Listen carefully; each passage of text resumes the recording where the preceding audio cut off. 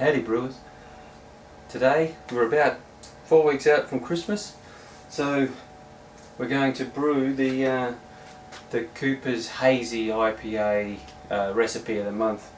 And I don't have the hops with me, they're upstairs in the freezer, but I'll get them soon enough. The recipe came with 2 boxes of light dry malt,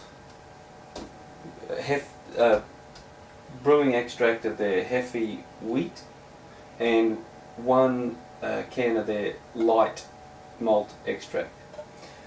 So that's the liquid malt extract, and 250 grams of light crystal grain. I don't want a 6.4% alcohol beer, so I'm going to leave at least half of the dry malt extract out, and I'll weigh up whether I'm going to add this, how much of the single box of dry malt extract.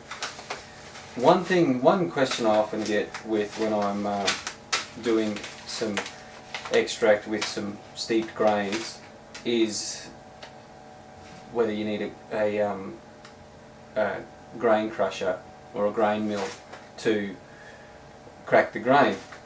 It makes it easier, but you don't need it. Coopers have finally given us the product we need in accordance with their instructions. It used to say, or the instructions say, in a Ziploc bag like this, you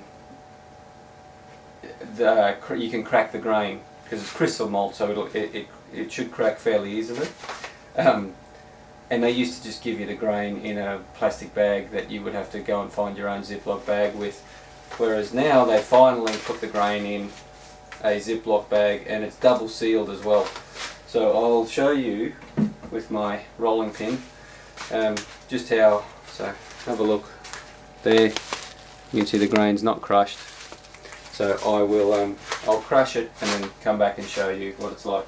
Alright, I spent about 4 minutes rolling these, and you can see pretty good grain crush there. I'm happy with that. So this will now steep in 70-degree water for 30 minutes before we then bring it to the boil and add some of the hops. So we have our steeping pot, put in our chucks.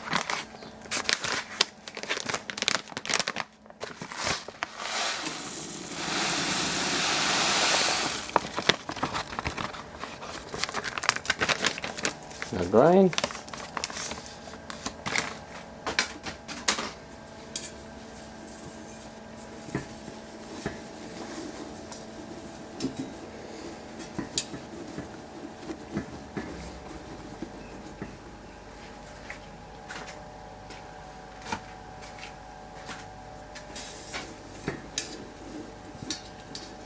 Just might peg that shut.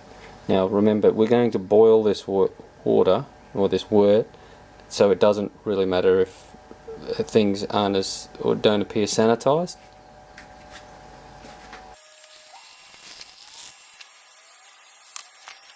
So we'll leave that steep for 30 minutes. I'll put the lid on and we'll come back. We've taken the grains out, and what we're going to do is bring this to the boil for 5 minutes. It's just to kill any bugs, and we have to add half of the tandem hops and half of the citra hops. So I'll weigh those out while this is coming to the boil. Okay, it's been 5 minutes. Turn it off. Add the citra and tandem hops. So I forgot to mention they were 25-gram bags of hops, so 12.5 grams of each. And it says to let it sit with the lid on, steep with the lid on for 30 minutes. It's been 30 minutes. Time to add the steeped wort.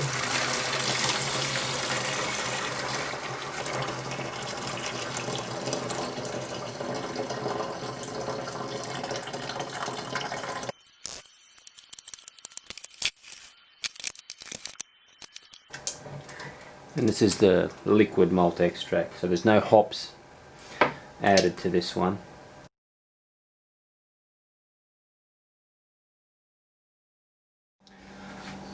Alright, everything's dissolved. Time to add the water.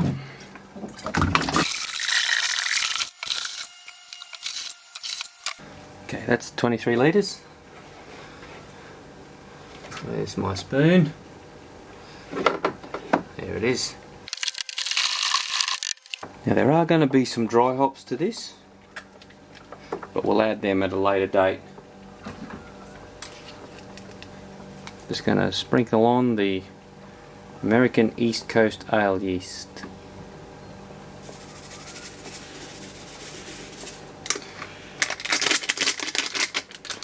Could rehydrate if I want to, but I'm not going to.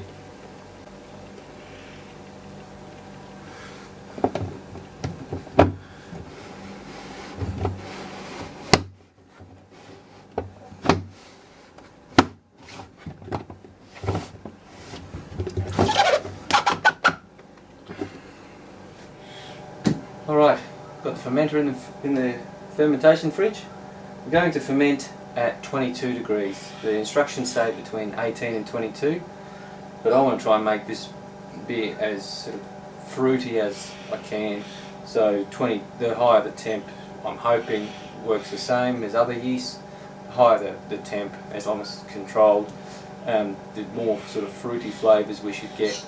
So yeah, that'll take about a week to ferment, maybe a little bit longer.